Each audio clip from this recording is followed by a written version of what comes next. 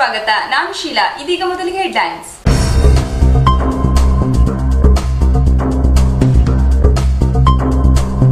ದೆಹಲಿಯ ಜವಾಹರ್ಲಾಲ್ ನೆಹರು ವಿಶ್ವವಿದ್ಯಾಲಯದಲ್ಲಿ ದೇಶ ವಿರೋಧಿ ಘೋಷಣೆ ಕೂಗಿದವರ ವಿರುದ್ಧ ಸೂಕ್ತ ಕ್ರಮ ಕೈಗೊಳ್ಳುವಂತೆ ಸಾಗರ ತಾಲೂಕು ಎಬಿವಿಪಿ ವತಿಯಿಂದ ಪ್ರತಿಭಟನೆ.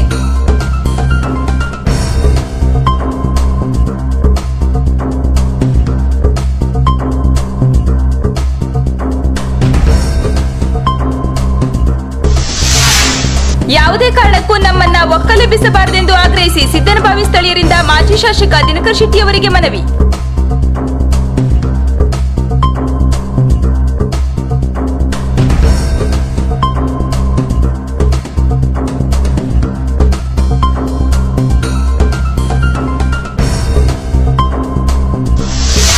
ಸಾಗರದಲ್ಲಿ ವಿವಿಧ ಬೇಡಿಕೆ ಈಡೇರಿಸುವಂತೆ ಆಗ್ರಹಿಸಿ ಮೌನ ಮೆರವಣಿಗೆ ಕೈಗೊಂಡು ಸಹಾಯಕ ಆಯುಕ್ತರಿಗೆ ಮನವಿ ಸಲ್ಲಿಸಿದ ನಿವೃತ್ತ ನೌಕರರ ಸಂಘ.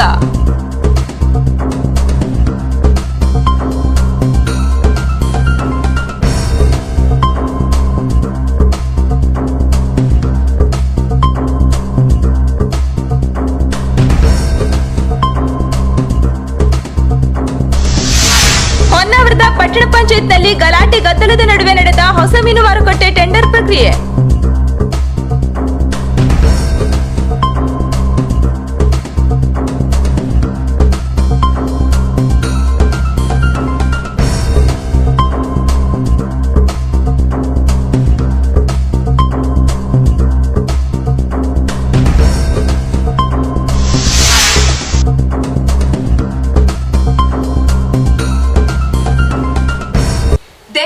ಜವಾಹರ್ಲಾಲ್ ನೆಹರು ವಿಶ್ವವಿದ್ಯಾಲಯದಲ್ಲಿ ದೇಶ ವಿರೋಧಿ ಘೋಷಣೆ ಕೂಗಿದ ಹಾಗೂ ಅಂತವರಿಗೆ ಸಹಕರಿಸಿದವರ ವಿರುದ್ಧ ಸೂಕ್ತ ಕ್ರಮ ಕೈಗೊಳ್ಳಬೇಕೆಂದು ಆಗ್ರಹಿಸಿ ಸಾಗರ ತಾಲೂಕು ಎಬಿವಿಪಿ ಘಟಕದ ವತಿಯಿಂದ ಬೃಹತ್ ಪ್ರತಿಭಟನಾ ಮೆರವಣಿಗೆ ಕೈಗೊಳ್ಳಲಾಗಿತ್ತು. ದೆಹಲಿಯ ಜವಾಹರ್ಲಾಲ್ ನೆಹರು ಕೇಂದ್ರೀಯ ವಿಶ್ವವಿದ್ಯಾಲಯದಲ್ಲಿ ದೇಶ ವಿರೋಧಿ ಘೋಷಣೆ ಕೂಗಿ ಕ್ಯಾಂಪಸ್ ಆವರಣದಲ್ಲಿ ದೇಶ ವಿರೋಧಿ ಚಟುವಟಿಕೆಯಲ್ಲಿ ಪಾಲ್ಗೊಂಡಿರುವ ವಿದ್ಯಾರ್ಥಿಗಳ ವಿರುದ್ಧ ಹಾಗೂ ಅವರಿಗೆ ಬೆಂಬಲ ಸೂಚಿಸಿದವರ ವಿರುದ್ಧ ಸೂಕ್ತ ಕ್ರಮ ಕೈಗೊಳ್ಳುವಂತೆ ಒತ್ತಾಯಿಸಿ ಬುಧವಾರ ಎಬಿವಿಪಿ ತಾಲೂಕು ಶಾಖೆ ವತಿಯಿಂದ ಪಂಜಿನ ಮೆರವಣಿಗೆಯೊಂದಿಗೆ ತಿರಂಗ ರ್ಯಾಲಿಯನ್ನು ನಡೆಸಲಾಯಿತು.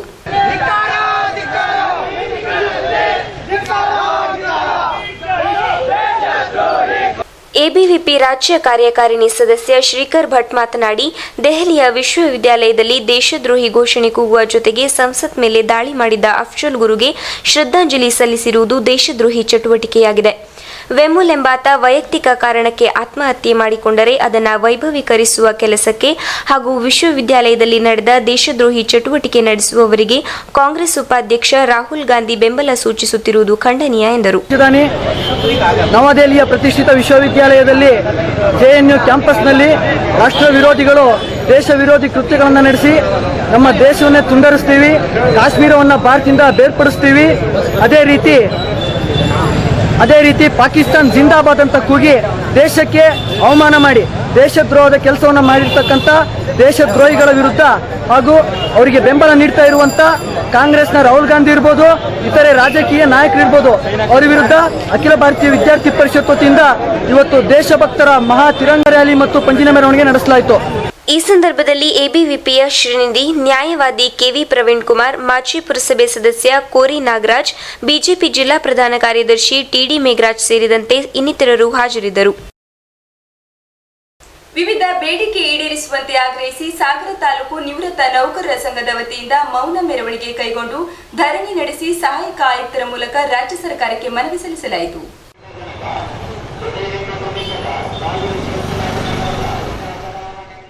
ಈ ಸಂದರ್ಭದಲ್ಲಿ ಸಾಹಿತಿ ಡಾಕ್ಟರ್ ನಾಡೋಜ್ ಡಿಸೋಜಾ ಮಾತನಾಡಿ, ನಿವೃತ್ತ ನೌಕರರು ಎಂದರೆ ಮೂಲೆಗೆ ತಳ್ಳಲ್ಪಟ್ಟವರು ಎಂಬ ಮನೋಭಾವ ಸರಿಯಲ್ಲ. ಶಕ್ತಿ ಇರುವಷ್ಟು ಕಾಲ ಸರ್ಕಾರಿ ಸೇವೆಯನ್ನು ಮಾಡಿರುವ ನೌಕರರನ್ನು ನಿವೃತ್ತಿಯಾದ ತಕ್ಷಣ ಕೇವಲವಾಗಿ ನೋಡುವ ಮನೋಭಾವ ಸರ್ಕಾರ ಮೊದಲು ಬಿಡಬೇಕು.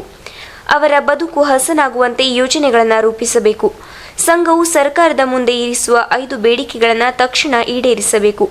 ಇಲ್ಲವಾದಲ್ಲಿ ಮುಂದಿನ ದಿನಗಳಲ್ಲಿ ಪ್ರತಿಭಟನೆಯನ್ನ ಇನ್ನಷ್ಟು ಉಗ್ರವಾಗಿ ಹಮ್ಮಿಕೊಳ್ಳಲಾಗುವುದು ಎಂದು ಎಚ್ಚರಿಕೆ ನೀಡಿದರು. ನೌಕರ ಅಂತಂದ್ರೆ ಮೂಲೆಗೆ ತಳ್ಳಲ್ಪಟ್ಟ ಒಬ್ಬ ಸರ್ಕಾರಿ ನೌಕರ, ಅವನ ಪರಿಸ್ಥಿತಿ ಅಥವಾ ಅವನ ಜೀವನ ವಿಧಾನ ತೃಪ್ತಿಕರವಾಗಿಲ್ಲ ಅನ್ನೋದು ಬಹುಶಃ ಎಲ್ರಿಗೂ ಗೊತ್ತಿರುವಂಥ ವಿಷಯ. ಅವನ ಬದುಕು ಮತ್ತು ಚೆನ್ನಾಗಾಗಬೇಕು ಅನ್ನೋದು ತಾಲೂಕು ನಿವೃತ್ತ ನೌಕರ ಸಂಘದ ಒಂದು ಬೇಡಿಕೆ. ರಾಜ್ಯ ನಿವೃತ್ತಿ ಸಂಘದ ನೌಕರರ ಬೇಡಿಕೆ ಕೂಡ ಅದೇ. ಬಹಳ ಮುಖ್ಯವಾಗಿ ಬೇರೆ ರಾಜ್ಯಗಳಲ್ಲಿ ಏನು ಒಬ್ಬ ಸರ್ಕಾರಿ ನಿವೃತ್ತ ನೌಕರ ತೀರಿಕೊಂಡಾಗ 20,000 ರೂಪಾಯಿ ಶವ ಸಂಸ್ಕಾರ ಕೊಡ್ತಾರೆ, ಅದೇ ರೀತಿಯಲ್ಲಿ ಇಲ್ಲೂ ಕೊಡಬೇಕು ಅನ್ನೋದು ಮೊದಲನೇ ಬೇಡಿಕೆ. ಹಾಗೆಯೇ ಭಾಗ್ಯ ಜ್ಯೋತಿ ಅಂತ ಹೇಳಿ ಸರ್ಕಾರಿ ನೌಕರರಿಗೆ ಹಣವನ್ನು ಸಂದಾಯ ಮಾಡಬೇಕು ಅನ್ನೋದು ಎರಡನೇ ಬೇಡಿಕೆ. ಹೀಗೆ ಸುಮಾರು 5 ಬೇಡಿಕೆಗಳನ್ನ ಇಟ್ಕೊಂಡು ಇವತ್ತು ಮೆರವಣಿಗೆಯನ್ನು ಮಾಡಲಾಗಿದೆ. ನಾಳೆ ಈ ಬೇಡಿಕೆ ಈಡೇರುತ್ತೆ ಅನ್ನೋದು ನಮ್ಮೆಲ್ಲರ ಆಶಯ. ಒಂದು ವೇಳೆ ಈಡೇರ್ತಾ ಇದ್ದರೆ ಮೆರವಣಿಗೆಗಳಿಗೆ, ಸತ್ಯಾಗ್ರಹಗಳಿಗೆ, ಪ್ರತಿಭಟನೆಗಳಿಗೆ ಬೇರೆ ಬೇರೆ ದಾರಿ ಇರೋದರಿಂದ ಆ ದಾರಿಯನ್ನು ನಾವು ಅನಿವಾರ್ಯವಾಗಿ ಹಿಡಿಯಲೇಬೇಕಾಗುತ್ತೆ. ನಿವೃತ್ತ ನೌಕರರ ಸಂಘದ ಅಧ್ಯಕ್ಷ ಉಮೇಶ್ ಹಿರೇನೆಲ್ಲೂರು ಮಾತನಾಡಿ, ನಿವೃತ್ತ ನೌಕರರಿಗೆ ವಯೋಮಾನ ಭತ್ಯೆಯನ್ನು ಪಿಂಚಣಿ ಇಲಾಖೆಯ ನಿರ್ದೇಶನದಂತೆ ಹೆಚ್ಚಿಸಬೇಕು. ಜ್ಯೋತಿ ಸಂಜೀವಿನಿ ಆರೋಗ್ಯ ಭಾಗ್ಯ ಯೋಜನೆಯನ್ನು ನಿವೃತ್ತ ನೌಕರರಿಗೆ ವಿಸ್ತರಿಸಬೇಕು. ವೈದ್ಯಕೀಯ ಹಾಜರಾತಿ ನಿಯಮವನ್ನು ಈಗಿನ ವೆಚ್ಚ ಸೂಚ್ಯಂಕಕ್ಕೆ ಅನುಗುಣವಾಗಿ ಪರಿಷ್ಕರಿಸಬೇಕು. ನಿವೃತ್ತರ ಶವ ಸಂಸ್ಕಾರಕ್ಕೆ 20,000 ರೂಪಾಯಿ ಸಹಾಯಧನ ನೀಡಬೇಕು ಹಾಗೂ ಕೇಂದ್ರ ಸರ್ಕಾರದ 7ನೇ ವೇತನ ಆಯೋಗದ ಶಿಫಾರಸಿನ ಎಲ್ಲ ಸವಲತ್ತುಗಳನ್ನು ನಿವೃತ್ತ ನೌಕರರಿಗೂ ವಿಸ್ತರಿಸಬೇಕು ಎಂದು ಒತ್ತಾಯಿಸಿದರು. ನಾವು ಇವತ್ತು ಸರ್ಕಾರದ ಮಧ್ಯದಲ್ಲಿ ಗೆದ್ದಿದ್ದೇವೆ. ಆದರೆ ಈಗ 1 ವರ್ಷದಿಂದ ನಾವು ಕೇಳತಕ್ಕಂಥ ಬೇಡಿಕೆಗಳು ಯಾವುದೂ ಈಡೇರ್ತಾ ಇಲ್ಲ. ಆರೋಗ್ಯ ಸಂಜೀವಿನಿ ಭಾಗ್ಯವನ್ನು ಕೊಡಬೇಕು ಅಂತ ಹೇಳಿಕೊಂಡು ನಾವು ಕಳೆದ ಜನವರಿ 22ರಂದು ನಡೆದಂಥ ನಮ್ಮ ತಾಲೂಕು ಸಮ್ಮೇಳನದಲ್ಲಿ ಮಾನ್ಯ ಗೌರವಾನ್ವಿತ ಸ್ಪೀಕರ್ ಆಗಿರ್ತಕ್ಕಂಥ ಕಾಗೋಡು ತಿಮ್ಮಪ್ಪನವರಿಗೆ ಒಂದು ಮನವಿಯನ್ನು ಕೊಟ್ಟಿದ್ವಿ. ಅವರು ಅದನ್ನು ಗಂಭೀರವಾಗಿ ಸಿದ್ದರಾಮಯ್ಯನವರಿಗೆ ಅದನ್ನು ಸಲ್ಲಿಸಿ ತಕ್ಷಣವೇ ನಿವೃತ್ತರಿಗೆ ಆರೋಗ್ಯ ಸಂಜೀವಿನಿ ಭಾಗ್ಯವನ್ನು ಕಲ್ಪಿಸಿಕೊಡಿ ಅಂತ ರೆಕಮೆಂಡ್ ಮಾಡಿ ನಮಗೆ ಅದರ ಪ್ರತಿಯನ್ನು ಹಾಕಿದರು. 1 ವರ್ಷ ಕಳೆದರೂ ಸಹ ಅದು ಇನ್ನೂ ಕಾರ್ಯಗತವಾಗದೇ ಇರೋದು ನಮಗೆ ತುಂಬ ಬೇಸರದ ಸಂಗತಿ. ಒಂದು ಸರ್ಕಾರವೇ ಅಧಿಕೃತವಾಗಿ ಕೊಡಬೇಕು ಅಂತ ಹೇಳಿಕೊಂಡ ಮೇಲೆ ಸಿದ್ದರಾಮಯ್ಯನವರು ಇದನ್ನು ಮಾಡದೇ ಇರೋದು ನಮಗೆ ತುಂಬ ಬೇಸರವನ್ನು ತಂದಿದೆ. ನಾವು ಯಾರು ಹೊರಗಿನವರಲ್ಲ, ಸರ್ಕಾರದ ಅಧೀನದಲ್ಲೇ 30-35 ವರ್ಷಗಳ ಕಾಲ ದುಡಿದವರು. ನಾವು ಇವತ್ತು ಅಸಹಾಯಕರಾಗಿದ್ದೇವೆ. ನಮಗೆ ಕೊಡ್ತಕ್ಕಂತಹ ನಿವೃತ್ತಿ ವೇತನ ಸಾಕಾಗ್ತಾ ಇಲ್ಲ. ಎಲ್ಲ ಅನಾರೋಗ್ಯದಿಂದ ತೊಡಗ್ತಾ ಇದ್ದೇವೆ. ನಮ್ಮೆಲ್ಲರನ್ನು ನೋಡ್ಕೋಬೇಕಾಗಿದ್ದು ಸರ್ಕಾರದ ಮೂಲ ಹೊಣೆಯಾಗಿದೆ. ಇದನ್ನು ಗಂಭೀರವಾಗಿ ಸರ್ಕಾರ ಪರಿಗಣಿಸಿಬಿಟ್ಟು ನಮ್ಮ ಈ 5 ಬೇಡಿಕೆಗಳನ್ನು ಈಡೇರಿಸಿಕೊಡಲಿ ಅನ್ನೋದು ನನ್ನ ಆಶಯವಾಗಿದೆ. ಈ ಸಂದರ್ಭದಲ್ಲಿ ಸರ್ಕಾರಿ ನೌಕರರ ಸಂಘದ ಅಧ್ಯಕ್ಷ ಡಿ ಗಣಪತಪ್ಪ, ಪ್ರಧಾನ ಕಾರ್ಯದರ್ಶಿ ಎಚ್ಎಂ ಪಂಡಿತಾರಾಧ್ಯ, ಲೇಖಕರಾದ ವಿಲಿಯಂ, ವಿ ಗಣೇಶ್, ನಿವೃತ್ತ ನೌಕರರ ಸಂಘದ ಗೌರವಾಧ್ಯಕ್ಷ ಎಸ್ ಬಸವರಾಜ್, ಉಪಾಧ್ಯಕ್ಷ ಎಂ ರಾಮಪ್ಪ, ಕಾರ್ಯದರ್ಶಿ ಎಂ ನಾರಾಯಣಪ್ಪ ಇನ್ನಿತರರು ಉಪಸ್ಥಿತರಿದ್ದರು. ಸಾಗರ ತಾಲೂಕಿನ ಪಡಿತರ ಕುಟುಂಬಗಳಿಗೆ ಅತ್ಯಂತ ಕಳಪೆ ಮಟ್ಟದ ಅಕ್ಕಿ ವಿತರಿಸಲಾಗುತ್ತಿದ್ದು, ಸಾರ್ವಜನಿಕರು ಆಹಾರ ಇಲಾಖೆ ವಿರುದ್ಧ ತಮ್ಮ ಆಕ್ರೋಶ ವ್ಯಕ್ತಪಡಿಸಿದರು. ಕಾಂಗ್ರೆಸ್ ಸರ್ಕಾರದ ಹಲವು ಭಾಗ್ಯಗಳಲ್ಲಿ ಈ ಅಕ್ಕಿ ಭಾಗ್ಯ ಯೋಜನೆ ಕೂಡ ಒಂದಾಗಿದೆ. ಹಲವು ಬಡ ಕುಟುಂಬಗಳು ಈ ಪಡಿತರ ಅಕ್ಕಿಯನ್ನು ನಂಬಿ ಬದುಕುತ್ತಿದ್ದಾರೆ. ಆದರೆ ಸಾಗರ ತಾಲೂಕಿನಾದ್ಯಂತ ಅತ್ಯಂತ ಕಳಪೆ ಮಟ್ಟದ ಅಕ್ಕಿ ವಿತರಿಸಿದ್ದಾರೆ. ಈ ಅಕ್ಕಿ ಪ್ರಾಣಿಗಳು ತಿನ್ನಲು ಕೂಡ ಯೋಗ್ಯವಾಗಿಲ್ಲ. ಸರ್ಕಾರದ ಯೋಜನೆಗಳು ಬಡವರಿಗೆ ಸೂಕ್ತವಾಗಿ ತಲುಪುತ್ತಿಲ್ಲ ಎನ್ನುವುದಕ್ಕೆ ಇದೊಂದು ತಾಜಾ ಉದಾಹರಣೆಯಾಗಿದೆ. ಕೂಡಲೇ ಸಂಬಂಧಪಟ್ಟ ಇಲಾಖಾ ಅಧಿಕಾರಿಗಳು, ಜನಪ್ರತಿನಿಧಿಗಳು ಈಗಾಗಲೇ ಸರಬರಾಜಾಗಿರುವ ಕಳಪೆ ಮಟ್ಟದ ಅಕ್ಕಿಯನ್ನು ಹಿಂಪಡೆದು ಉತ್ತಮ ಗುಣಮಟ್ಟದ ಪಡಿತರ ವಿತರಿಸಬೇಕು. ಆ ಮೂಲಕ ಬಡ ಕುಟುಂಬಗಳಿಗೆ ಸಹಕಾರ ನೀಡಬೇಕು ಎಂದು ಸ್ಥಳೀಯರು ಆಗ್ರಹಿಸಿದ್ದಾರೆ.